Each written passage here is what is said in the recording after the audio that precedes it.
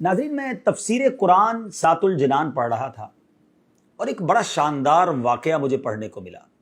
قرآن پاک کی ایک آیت کے تحت یہ واقعہ مفتی صاحب نے لکھا اور حدیث پاک میں گویا یہ واقعہ ہے، اور یہ پیارے آقا علیہ الصلوۃ والسلام کے دور میں ہوا۔ ماجرا یہ تھا کہ ایک شخص جس کا نام تھا ثعلبہ پیارے آقا علیہ الصلوۃ والسلام کے پاس آیا اور کہتا، حضور میرے مال میں برکت کی دعا کر دیں۔ میں اس واقعے کا خلاصہ پیش کر رہا ہوں۔ تو پیارے آقا علیہ الصلوۃ والسلام نے فرمایا، اے ثعلبہ، وہ اچھا ہے مال جس پر تم اللہ کا شکر ادا کر سکو، چاہے وہ تھوڑا ہو، اس زیادہ مال سے بہتر ہے جس کا تم شکر ہی ادا نہ کر سکو۔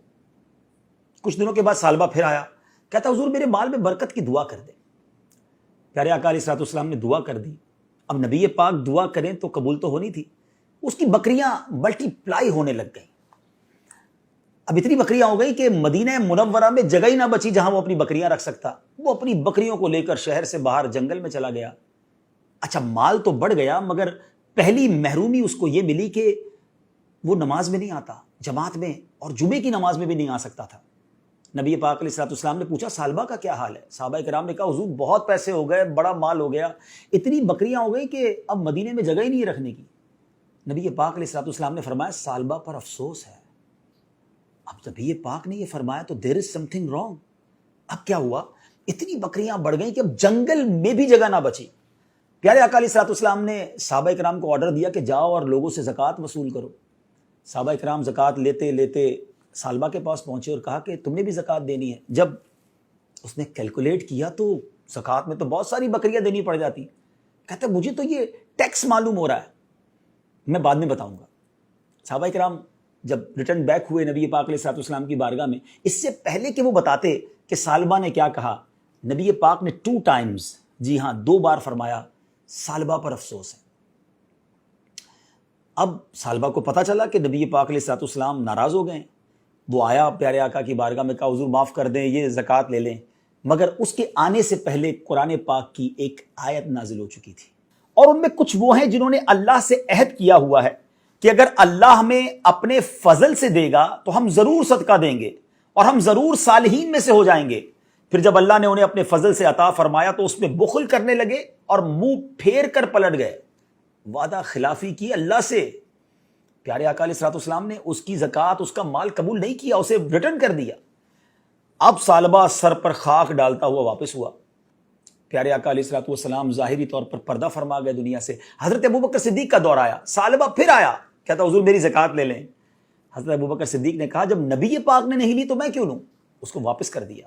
وہ حضرت عمر فاروق کے دور میں آیا، حضرت عمر فاروق نے بھی لوٹا دیا۔ سیدنا عثمان غنی رضی اللہ تعالیٰ عنہ کے دور میں اس کا انتقال ہو گیا۔ ناظرین، اس واقعے کے بعد قبلہ مفتی قاسم صاحب نے تفسیر قرآن سرات الجنان میں کمال کی باتیں لکھی کہ آج ہم کیا کرتے ہیں؟ دعا کرتے ہیں، یا اللہ بس مال دے دے، پھر زکوٰۃ بھی پوری دینی، پھر صدقہ بھی خوب کرنا، پھر میں تیری راہ میں خوب خرچ کروں گا، مسجدیں بھی بناؤں گا۔ پیسہ آنے کے بعد سب بھول جاتے ہیں۔ یا اللہ اس مشکل سے نکال دے، بس پھر میں نے نمازیں ہی پڑھنی ہے، نفل ہی پڑھنے ہیں، میں نے صدقہ خیرات ہی کرنی ہے، بس یہ بیماری دور ہو جائے، یہ قرضہ اتر جائے۔ کتنے وعدے کیے زندگی میں، جب وہ کام ہو گئے تو سب بھول گئے۔ غور کیجئے، کہیں ہم یہ والا کام تو نہیں کر رہے جو ثعلبہ نے کیا تھا؟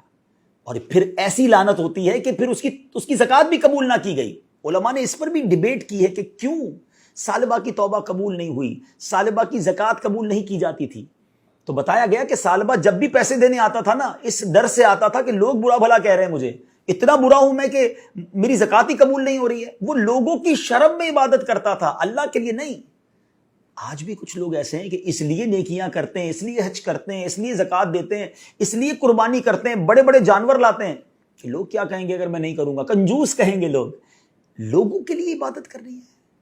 پلیز سوچئے گا، اللہ کے لیے عبادت کریں اور اللہ سے جو وعدہ کریں اسے پورا کریں۔ ہمیں رب نے بہت کچھ دیا ہے، جو دیا ہے نبی پاک کا وہ جملہ یاد رکھیے گا کہ وہ تھوڑا اچھا ہے جس کا تم شکر ادا کر سکو، اس زیادہ سے جس کا شکر بھی ادا نہ کر سکو۔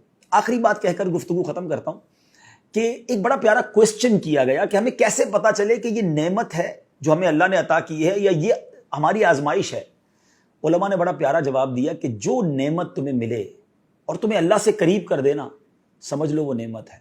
اور جب تمہیں کوئی نعمت ملے، کوئی مال ملے، کوئی بھی چیز ملے اور وہ تمہیں اللہ سے دور کر دے، سمجھ لو وہ آزمائش ہے۔ تو اللہ سے ہم اچھی نعمتوں کا سوال کرتے ہیں جو ہمیں رب سے قریب کرتے ہیں۔ صلو علی الحبیب صلی اللہ تعالی علی محمد صلی اللہ علیہ وسلم.